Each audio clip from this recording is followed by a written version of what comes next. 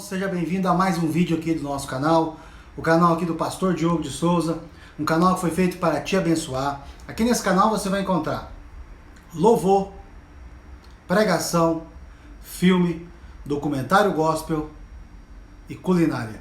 Este é um canal top, canal que foi feito para você que é cristão, um canal que foi feito para te abençoar. E desde já te peço para você se inscrever aqui no nosso canal, você que não é inscrito. E você que estiver assistindo esse vídeo, já deixe logo o seu like, porque o like vai nos ajudar muito a esta mensagem chegar às demais pessoas, ok? Então vamos lá, tá lá em 1 Timóteo, no capítulo 4, que diz assim, ó: mas o Espírito expressamente diz que nos últimos tempos apostarão alguns da fé, dando ouvidos a espíritos enganadores e a doutrina de demônios. Versículo 2 diz assim: e pela hipocrisia de homens que falaram mentiras, tendo cauterizado a sua própria consciência, proibindo o casamento e ordenando algumas abstinências de manjares que Deus criou para os fiéis, para que os conheçam a verdade, a fim de que usarem deles com ações de graças. Porque toda criatura de Deus é boa, não há nada que rejeitar, sendo recebido com ações de graça, porque pela palavra de Deus e pela oração é santificada. Então o tema de hoje é sobre ameaças e valores cristãos na família. Temos que compreender como é que Paulo ele está aqui nesta carta a Timóteo, escrevendo para o amado Timóteo, dizendo assim: Timóteo, nos últimos dias, nos últimos tempos, como está no texto, né? O Espírito diz que haverá espíritos enganadores. Então eu creio que nós estamos nos últimos dias. Existem muitos sinais, muito fortes, pelo que está acontecendo pelo mundo. Nós vemos aí como exemplo o coronavírus. Esses dias para trás tivemos uma lua de sangue. Nós vemos como existe a dureza no coração do homem. Vemos o quanto que a igreja tem se esfriado. Nós vemos o quanto que a igreja tem esfriado. Então nós estamos vendo aí os sinais do fim dos tempos. É como você olhar para o céu e perceber que há nuvens carregadas. E você já tem uma percepção que daqui a pouco vai chover. Então a igreja já está tendo essa percepção. Estamos vivendo os últimos dias. E o texto está dizendo que nos últimos dias, o Espírito diz que nos últimos dias existirão o quê? Espíritos enganadores. Pastor, mas como é que esses espíritos irão enganar a igreja? Olha só que algo interessante na palavra de Deus. Diz que nos últimos dias a igreja iria dar ouvido a esses espíritos. E nós temos observado isto nesta geração. Espíritos enganadores têm sondado a igreja através de homens que não têm caráter, através de homens que não pregam a palavra de Deus. Isso é um sinal. O Espírito está advertindo a igreja que nesses últimos dias existiriam muitas ameaças para destruir a minha fé e a sua fé. Mas eu creio que Deus também levantou uma geração que busca na palavra de Deus. Pastor, como é que eu não vou conseguir ser enganado por esses espíritos? Ou por essas ameaças, através da palavra de Deus. Você precisa ler a palavra de Deus. Você precisa meditar na palavra de Deus. Você precisa andar na luz da palavra de Deus. Uma geração rasa, uma geração vazia, uma geração que acredita em tudo que é falado pela internet. Uma geração que não lê a palavra, que não busca na palavra. E a Bíblia está dizendo então que nos últimos dias espíritos enganadores iriam se apossar da igreja. Paulo, quando escreve essa carta, ele está dizendo assim para Timóteo: Timóteo, eu tenho notícia da igreja de Éfeso. E sei que temos vivido os últimos dias. Por quê? Porque muitos enganadores se apossaram da igreja. Não está diferente nesta geração. São ameaças. Satanás quer destruir a igreja. Satanás quer destruir você. E é muito mais fácil te enganar, colocando doutrinas falsas no seu coração, principalmente aquela que não te ensina a ler a palavra, a buscar na palavra de Deus. Um alerta do Senhor Jesus para a igreja nos últimos dias. O interessante do texto aqui no versículo 1 que o Espírito é com letra maiúscula, é o Espírito Santo dizendo para Paulo, e Paulo escrevendo a Timóteo, fique atento, porque virão ameaças que irão destruir valores. Hoje nós vemos igrejas onde só busca a bênção, não está buscando o abençoador. Se você é um cristão que só busca a bênção, existe algum problema com você. Porque a palavra de Deus nos ensina a buscar primeiramente o reino de Deus e as demais coisas lhe serão acrescentadas. Paulo está alertando a Timóteo, dizendo: Timóteo, vamos ficar atento. Virão falsas doutrinas, né? Uma delas está lá no versículo 2, que diz o seguinte, e pela hipocrisia dos homens que falavam mentiras, tendo cauterizado sua própria consciência. Cauterizou a mente. Sabe o que é isso, cauterizar a mente? É você começar a viver por princípios errados, valores errados, fora da palavra de Deus, como se fossem valores certos. Não é assim? Tem pessoas que compram e não pagam, e acham que isso é certo. E está dentro das igrejas. A mente deles está cauterizada. Tem pessoas que dizem que contar uma mentirinha pode. Não. A Bíblia diz que o pai de toda mentira é Satanás. Jesus é a verdade. Ele diz: eu sou a verdade. Eu sou o caminho, a verdade e a vida. Aquele que anda por mim alcançará a vida eterna. Satanás é o pai de toda mentira. E aí tem pessoas que contam aquela famosa mentirinha para ajudar o colega. Isto está errado. Mente cauterizada. Esses homens que estavam aqui à frente da igreja estavam com suas mentes cauterizadas. Por quê? Porque deram ouvidos a espíritos enganadores. E muitas vezes isso não é diferente na minha e na sua vida. Talvez isso não é diferente na sua vida. Por quê? Porque você tem dado ouvido a espíritos enganadores.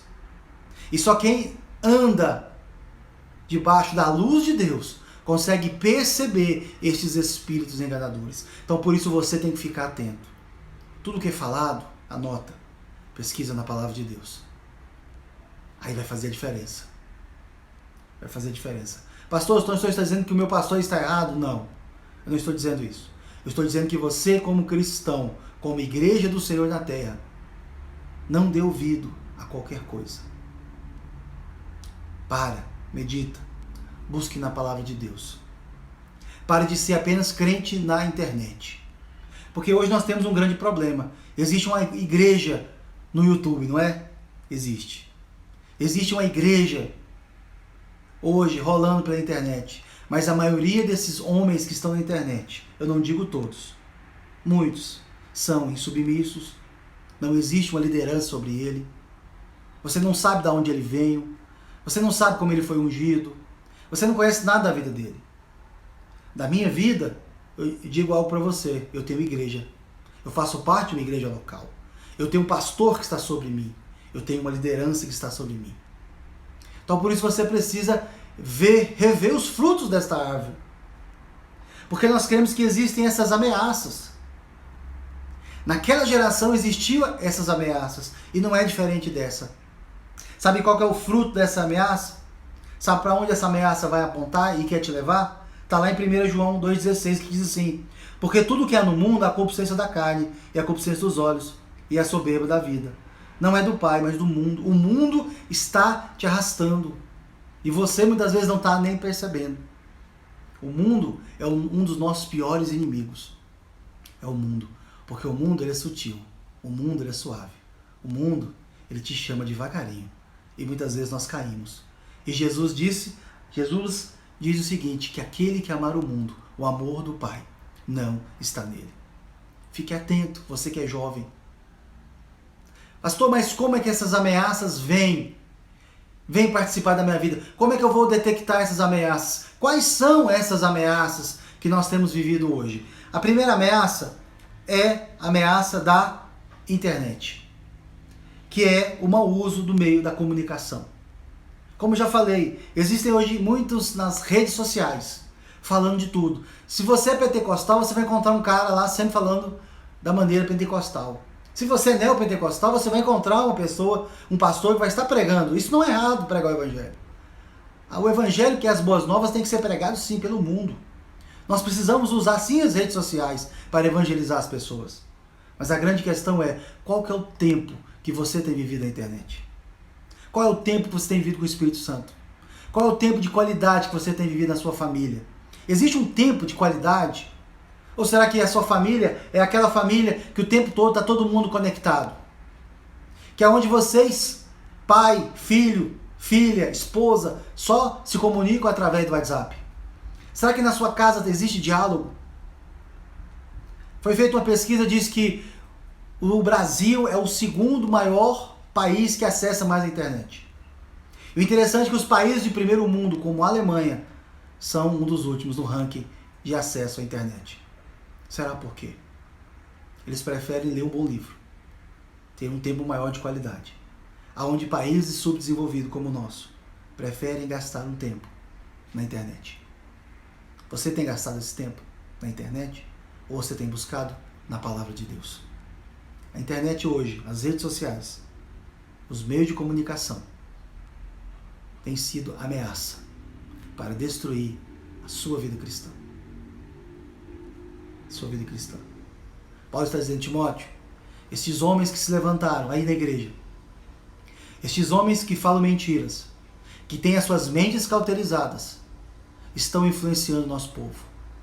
Nesta geração, as redes sociais têm influenciado o nosso povo, têm influenciado o povo de Deus. Pessoas passam o dia inteiro na internet, mas não tira sequer 10 minutos para orar, para ler a palavra. É tudo questão de prioridade. É ou não é? Tudo questão de prioridade. Então fique atento. Existem essas ameaças para destruir a sua casa e a sua família. Faça uma reflexão. Se você tem passado tempo na internet, nas redes sociais, mais do que com a sua família, reflita. Dê ouvidos à voz do Espírito Santo. Comece hoje a mudar isso. Vemos também a questão da televisão, né? Canais aí com tantas programações, canais aí fechados com mais de 170, 200 canais, um verdadeiro banquete para você. Nós vemos famílias, sabemos de casos de família, onde toda a família fica aí na frente da televisão. Onde a mãe, para deixar o menino quieto, ela coloca lá no canal do Discovery Kids, não é assim? E muitas vezes o que está passando lá está influenciando, dizendo para ele que as coisas de Deus é errado e que o certo é o mundo. E muitas vezes nós não percebemos porque queremos nos livrar do menino. Não porque o menino faz birra, mas porque eu quero ficar no WhatsApp, porque eu quero ficar aqui no meu mundo virtual. Estou esquecendo de cuidar dos meus filhos. Vemos também casamentos destruídos. Muitos homens pedindo conselho, pastor, como eu faço? Meu casamento está destruído. Eu não tenho diálogo com a minha esposa. Eu não converso com os meus filhos. A minha família está um caos. Sabe por quê? Porque não tem buscado na luz da palavra. Nós precisamos ficar muito atento a isso. Pastor, quer dizer que eu não tenho que ter um canal fechado, uma televisão em casa? Não é nada disso. É para você parar, refletir e buscar o melhor para você.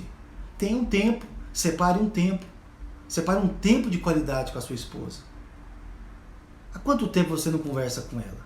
Há quanto tempo vocês não ficam ali deitados na cama, rindo? Né? Não um do outro, mas rindo das coisas, rindo das notícias, rindo do que muitas vezes o próprio filho faz durante o dia. Porque talvez você, pai, você trabalha o dia todo, você não tem tempo para dar um tempo de qualidade para o seu filho. Mas o seu filho, ele está precisando de um abraço, um carinho. E muitas vezes você troca isso, esses momentos únicos na vida do seu filho para ficar no WhatsApp. Ou para assistir televisão, para assistir aquele futebol. Eu assisto, irmãos, eu gosto do futebol, mas também eu procuro ter um tempo de qualidade com a minha família.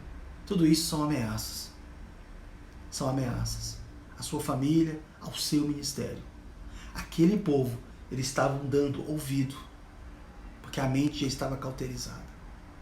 Mas se você entregar a sua mente, entregar nas mãos do Espírito Santo, buscar na leitura, buscar o que de fato a palavra diz para a sua vida, tudo vai mudar. Tudo vai mudar. Outra coisa, outro inimigo que muitas vezes tenta destruir a sua família, tenta destruir o seu ministério, são as leis. Muitas leis feitas, né, neste presente século, como a lei do aborto, o divórcio. Hoje existem igrejas que aprovam o aborto. Já existem igrejas cristãs que apoiam o divórcio. Não deu certo, separa mesmo. Mas você vai ver o motivo, é algo banal, é falta de compatibilidade. Jesus jamais aprovou o divórcio. O divórcio traz consequências terríveis. O divórcio destrói casamentos. E muitas vezes você que é cristão, você que está aí me assistindo, você até acha correto se separar. Quer dizer algo para você neste dia. Isso não procede de Deus. Se você está pensando em se separar, a notícia para você é: lute pelo seu casamento. Lute, porque talvez você é o errado da história, não é ela. Ah, pastor, você não sabe o que ela faz, o que ela é capaz de fazer. Eu não sei. Eu só sei te dizer algo. Deus não ama o divórcio. Toda separação existem consequências terríveis. Por isso vemos hoje a pior geração. Sabe por quê? Porque já são acostumados com o divórcio. Estão indo na contramão dos princípios de Deus. Se você pensa em se casar e tiver o seguinte pensamento: se não der certo eu separo. Casa não. Não casa não. Não destrói uma família, não. Mas se você tem o seguinte pensamento: eu vou me casar.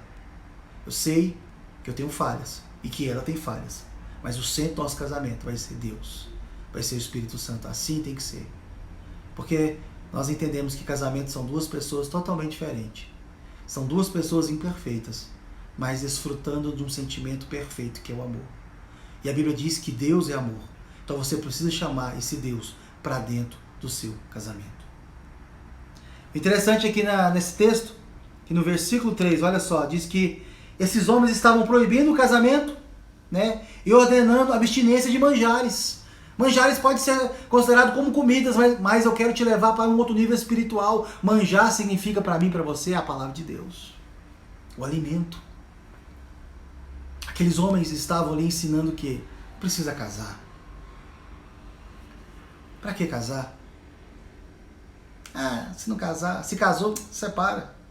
Aqueles homens estavam ensinando isso. Ameaças. E mais ainda, não precisa ficar buscando a palavra tanto assim não. Basta um versículo, o versículo só falou comigo. Sabe aquela pregação que é só um versículo? E o cara fica lá quase 30 minutos, 40 minutos fazendo um monte de alegoria, sem base nenhuma bíblica? É isso. Espíritos enganadores sondam a igreja dessa forma. Você precisa buscar na palavra, manjar, palavra de Deus, o alimento. Comer este alimento. Nós precisamos comer deste alimento. Porque se você comer deste alimento, essas ameaças não vão causar dano nenhum para você nem para sua família. Sabe o que você precisa? Comer desses manjares. Comer da palavra. Buscar na palavra. Não é simplesmente pegar a palavra, não é simplesmente pegar a palavra, abrir a Bíblia. Deus falou. Não. Se você aqui fazer pesquisas na sua Bíblia, você vai encontrar. Compra uma Bíblia de estudo. Existem várias Bíblias de estudo que te dão direções a respeito de vários assuntos. Se você quer saber sobre casamento, a Bíblia fala sobre casamento, orienta o seu casamento. Se você quer saber sobre vida financeira, a Bíblia vai te mostrar. Existem várias passagens bíblicas. A Bíblia te dá direção para tudo na vida. É você pegar. É como se você tivesse com fome. Você já teve muita fome? Você já viu que a grande questão é o seguinte: quando você está com muita fome, você pega qualquer coisa, come, tudo é muito bom, não é?